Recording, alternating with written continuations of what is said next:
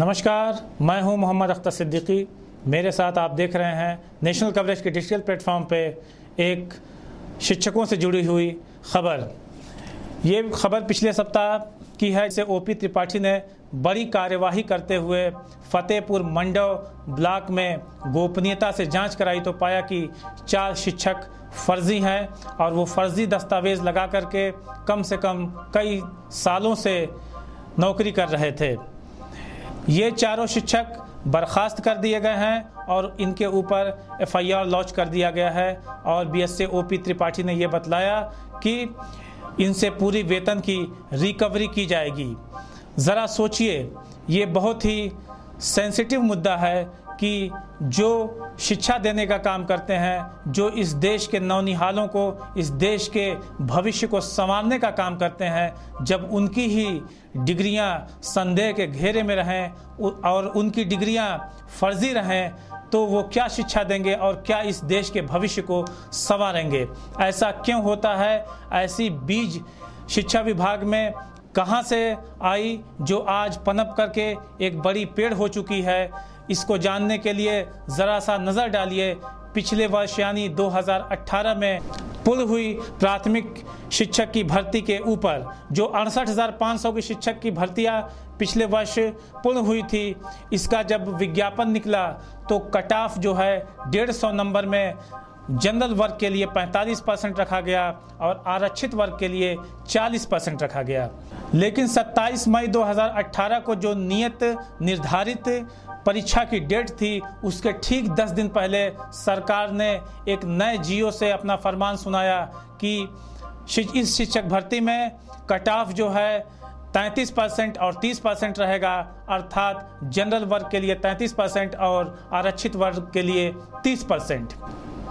इस बात से नाराज होकर के सारे परीक्षार्थियों ने परीक्षा देने के बाद कोर्ट का सहारा लिया और कोर्ट में एक याचिका दायर की। नहीं, ये भर्ती प्रक्रिया पुराने कट ऑफ यानी 45% और 40% पे ही पूरी की जाए। कोर्ट ने भी इस बात की तस्दीक करते हुए सरकार से जवाब तलब किया कि क्या जरूरत आ पड़ी कि कट ऑफ में ये परिवर्तन किया। तो सरकार ने एजुकेशन क्वालिटी का हवाला देते हुए इससे पल्ला झाड़ने की कोशिश की और इस पूरी भर्ती प्रक्रिया को पूरी करने की कवायद में जुट गई। इसके बाद जब परीक्षार्थियों ने परीक्षा नियामक प्राधिकारी के पक्ष में 2,000 रुपए का डीडी दे करके अपनी उत्तर पुस्तिका की कार्बन कॉपी निकलवाई, तो इस भर्ती परीक्षा में चल रहे घोटालों का सारा खेल समझ में आने लगा। वो खेल इस तरह का था कि परीक्षार्थियों ने उत्तर पुस्तिका में जितने अंक का उत्तर सही किया था उससे और फाइनल रिजल्ट में चढ़े हुए अंकों में काफ़ी अंतर था। वो अंतर कुछ उदाहरणों से हम आपको समझाते हैं। अजय वीर सिंह नामक अभ्यर्थी जिन्होंने 81 नंबर का उत्तर सही किया था, लेकिन फाइनल रिजल्ट में सिर्फ 52 नंबर ही चढ़ा था। इसके अलावा सोनिका देवी ने 128 नंबर का उत्तर सही किया था, लेकिन फाइनल रिजल्ट में केवल 18 नंबर ही चढ़ा था। कुछ ऐसे अभ्यर्थियों के नाम भी फाइनल रिजल्ट में सामने आए जिन्होंने इस परीक्षा में भाग तक नहीं लिया था, लेकिन क्वालिफाइड छात्रों की, क्वालिफाइड अभ्यर्थियों की श्रेणी में उनका नाम आ गया था। इन सब धांधलियों से नाराज होकर के अभ्यर्थियों ने आंदोलन करना शुरू कर दिया और कोर्ट का सहारा लिया।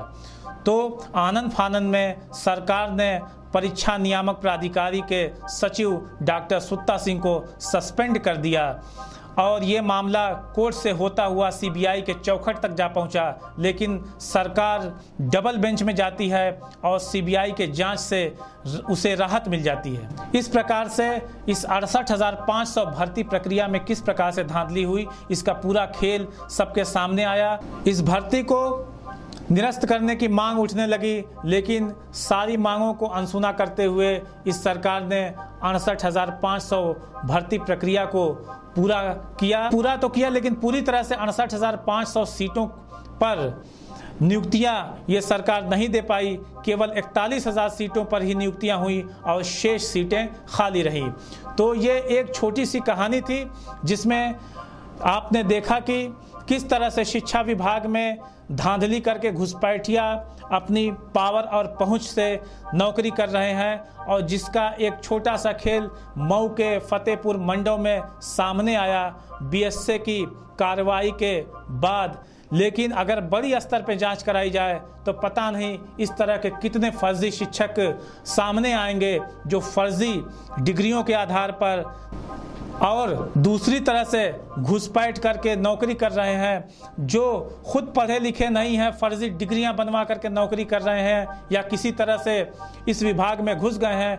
वो इस देश के नौनिहालों को, जो इस देश के आने वाले कल के मजबूत कंधे और भविष्य हैं, उनको किस तरह से सजाएंगे, संवारेंगे और बनाएंगे, ये आप बखूबी जान सकते हैं और समझ सकते हैं। इसी तरह की अन्य खबरों को जानने के लिए आप देखते रहिए नेशनल कवरेज का डिजिटल प्लेटफॉर्म।